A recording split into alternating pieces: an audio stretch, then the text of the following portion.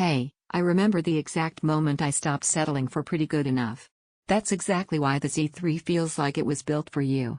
This is for the kind of person who watches screens the way others watch art, someone who notices when detail disappears instead of just tolerating it. If you've ever finished a show and thought, it deserved to look better than that, you already know this is different. Before you go any further in your head, check the current price and stock. TVs at this level don't sit around stable for long, and timing actually matters when you're talking flagship screens. There's always a real moment when you know it's time to upgrade. For me, it was that night I watched a nature documentary and realized the deep forest scenes had turned flat and muddy on my old set. Or that first time I sat far enough away that 4K just didn't feel sharp anymore. It wasn't bad, it was just no longer inspiring. That's the moment you outgrow compromise.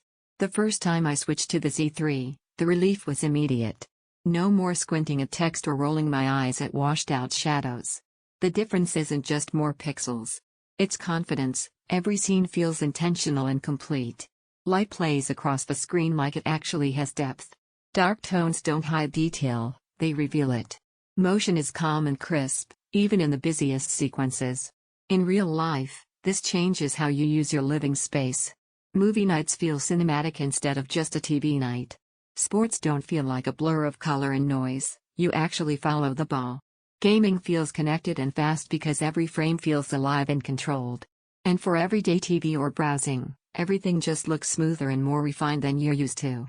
Once you feel this level of performance, anything weaker starts to feel like background noise. You don't think about specs on paper, you feel it in every scene. That's the kind of upgrade that changes how you interact with your content, not just what you see, but how you feel while seeing it. If you're even slightly curious, don't wait for random price dips or stock swings. These kinds of models tend to become the one that got away in a heartbeat. You might wonder if 8K is overkill. But that doubt melts away when you see fine detail in landscapes, text sharpness during sports stats, and clarity in wide shots you never noticed before. Here's something you might not expect: instead of just watching shows, you start appreciating them. You pay attention to composition. You notice textures you didn't know were there. That's the quiet surprise of living with premium image quality.